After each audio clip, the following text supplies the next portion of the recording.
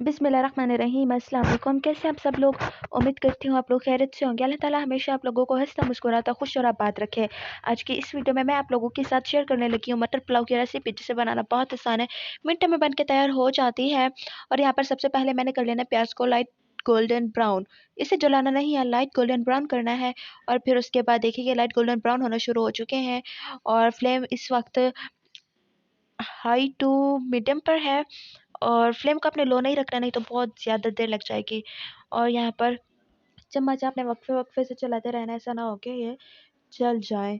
तो अब हम चलते हैं आगे की तरफ। तो यहाँ पर आप लोग देख सकते हैं कि प्याज जो है वो फ्राई होना शुरू हो चुके हैं, फ्राई हो रहे हैं।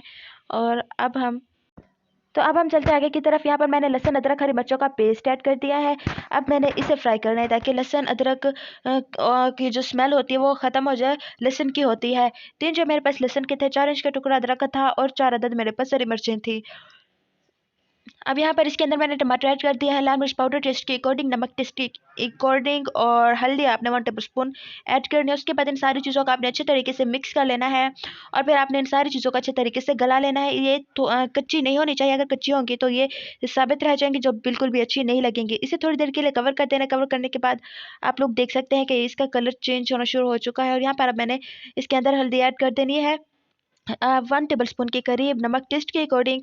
अगेन मैंने चम्मच से इसे मिक्स करना है। अब ये हल्दी जब हमने लाल मिर्च पाउडर ऐड किया तब भी आप ऐड कर सकती हैं, अदरवाइज आप इस टाइम पर भी ऐड कर सकती हैं। तो अब मैंने चम्मच से इसे मिक्स कर लेना है और मसाला भी काफ़ी हद तक गल चुका है, बन के तैयार हो चुका है। तो अब हम इसके अंदर ऐड करेंगे मटर, जिसे मैंने पहले से ही धो के वॉश करके रखा हुआ था। और मटर मैंने ऐड कर दिया। मैंने इंतज़ार करना है कि ये मटर तकरीबन प्रॉपर तरीके से गल जाए। तो मटरों को अब मैंने गला लेना है और इसे मैंने थोड़ी देर के लिए कवर करके रख देना है।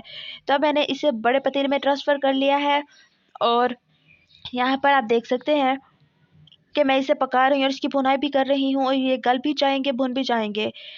तो यहाँ पर अब इसके अंदर मैंने ऐड कर देने हैं आलू। आपको जो भी वेजिटेबल्स पसंद हो आप ऐड कर सकती हैं। आप इसे जितना ज़्यादा हेल्दी करना चाहते हैं बना सकती हैं। यहाँ पर मेरे पास आलू थे, मैंने इसके अंदर ऐड कर दिया। आलू को भी मैंने पहले से ही वॉश करके रखा हुआ था। अब मैंने आलू और मटर दोनों को अच्छे तरीके से पका लेना है, दोनों को अच्छे तरीके से कुक कर लेना है। और अब मैंने इसे थोड़ी देर के लिए कवर करके रख देना है। तो प्यारे दोस्तों, यहाँ पर ये काम पूरा हो चुका है। अब मैंने इसके अंदर डाल देना है पानी। तो आपको पता होगा कि चावल और पानी, चावलों के हिसाब से पानी डाला जाता है, वो तकरीबन सभी को पता होता है।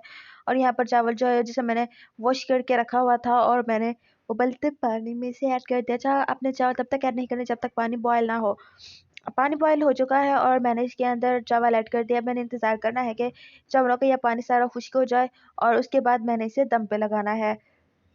तो यहाँ पर देखिए कि पानी खुश्क होना शुरू हो चुका है, लेकिन अभी भी इसके अंदर थोड़ा-सा पानी मौजूद है और मैं चाहती हूँ कि ये सारा का सारा पानी बिल्कुल प्रॉपर तरीके से ख़त्म हो जाए, ड्राई हो जाए।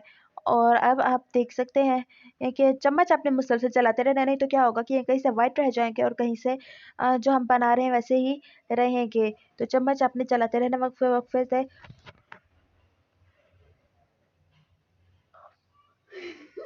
और यहाँ पर और मेरी बहन बैठी देखकर हँस रही है। न जाने मैं कौन-से लतीफ़े सुना रही हूँ। खैर, तो यहाँ पर चावलों को दम आ चुका है और फाइनली ये डिश आउट भी हो चुके हैं।